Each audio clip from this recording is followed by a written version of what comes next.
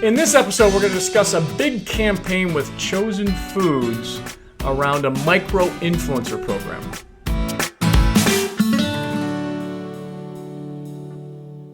Hello, marketing fanatics. Welcome to Big Campaigns, where we interview marketing experts around one big marketing campaign success, and sometimes there's failures. I don't think this is going to be a failure today, though, right? So I'm Mark Fidelman. Joining me is Natalie Morse, Marketing Director of Chosen Foods. Welcome, Natalie. Can you give us a little background on Chosen Foods? Would you mind, Natalie? Yeah, Chosen Foods is a health food brand based out of San Diego. We started about 6 years ago and entered the market with an avocado oil product that kind of created a brand new category, and it's been nothing but smooth sailing since then. It certainly has. I mean, the way you guys have grown in the last 7 years is phenomenal, and one of the reasons for this growth are some of the campaigns that you run. One in particular that I'd love to hear about is your micro-influencer campaign. Can you tell us a little bit about that? Yeah, well, we were a startup company not too long ago, and budgets were tight, and we noticed kind of naturally that our raving fans that were becoming fans of Chosen Foods were starting to develop platforms online, and they were starting to tell their friends and family, and we said, hey, we think we can build a strategy out of this. So we started...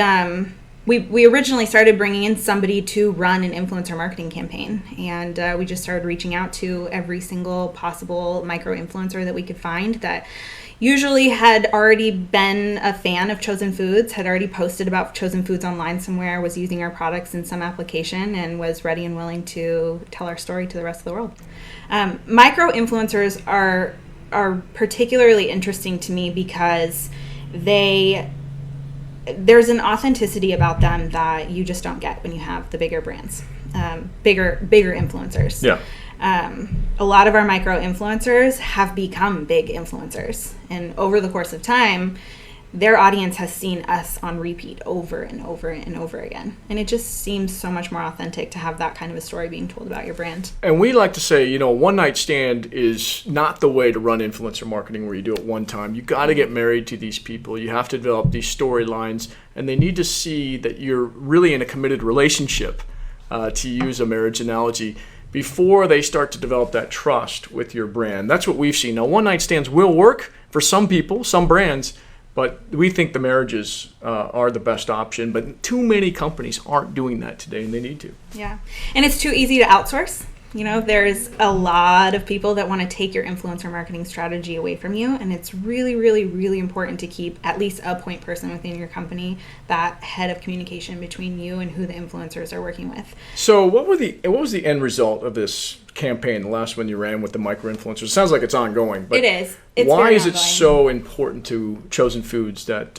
you ran this campaign? They're our direct connection with our target market.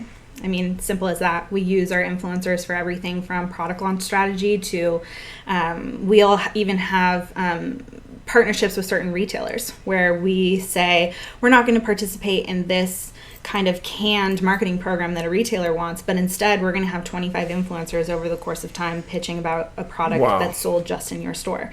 That's awesome. Do you have them go into the stores as well? Mm-hmm. We just ran a campaign with Target, had a bunch of influencers talking specifically about products available in Target. We have another one coming up with Kroger. So, yeah. Wow. I mean, that's a great strategy. So you're using the influencers to say, hey, this is why you should partner with this brand or a store and do more stuff with us, because we have a whole team of ambassadors or influencers that will come drive traffic to that store. So I'm sure that's incredibly powerful for a smaller retailer. You're not super small, but you guys are a smaller retailer. Yeah.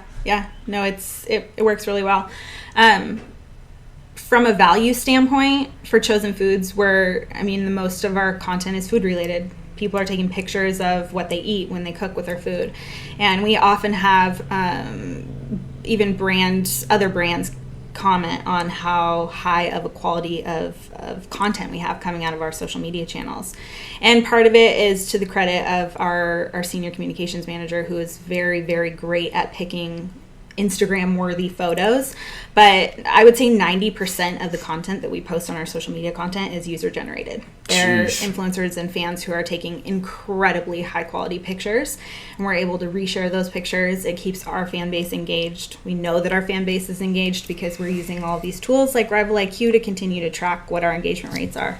You got one of the best influencer/ambassador programs that I've ever heard of. So congratulations on that. Natalie, where can they find you? Chosen Foods? Yeah, or find you online, or if somebody wanted to ask you a question. I'm available on LinkedIn.